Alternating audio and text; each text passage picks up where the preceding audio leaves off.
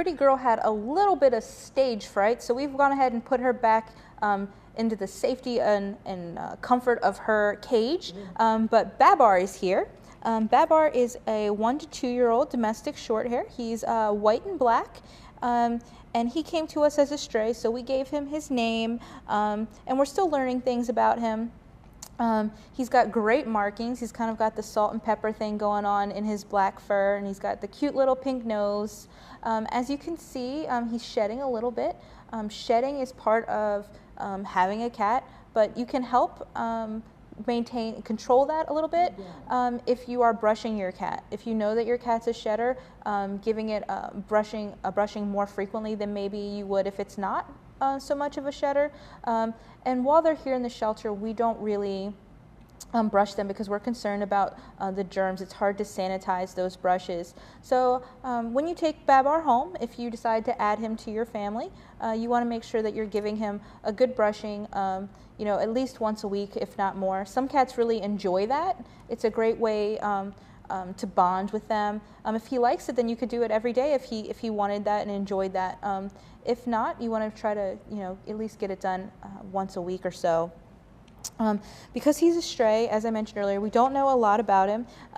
He can be very playful. He's also pretty mellow. We've given him the distinction of orange color-coded cat. So he does things when he wants to do them.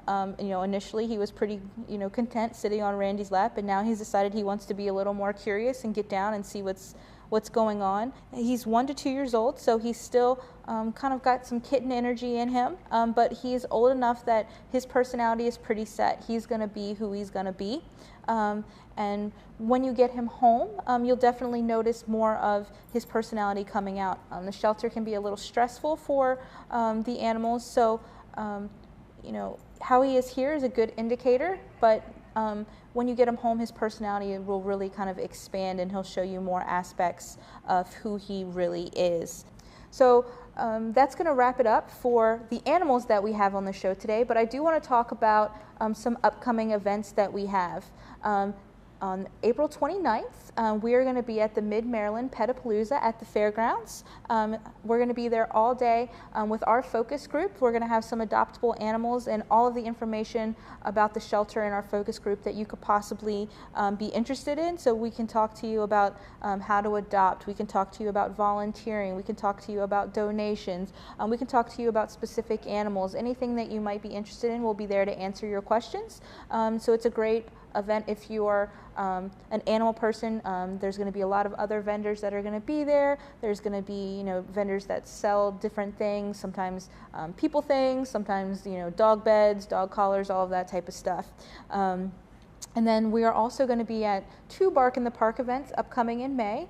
We are going to be at Bark at the Park on May 10th at Keys Stadium at Nimio Field there for the Keys Bark in the Park. And then we are also going to be available with a table at the Bark in the Park on May 13th at Utica District Park through Parks and Rec here. We're going to have some adoptable dogs there, and that is a pet-friendly event as is the Keys game. So you just want to make sure that you're doing a little research there, looking up those events, making sure that you're filling out any paperwork that you need to fill out in order to be able to bring your pet with you to those events. And then lastly, Memorial Day weekend, we are going to have our open house here, and we want to invite everyone to come. We're going to have food and games and some vendors that we work with.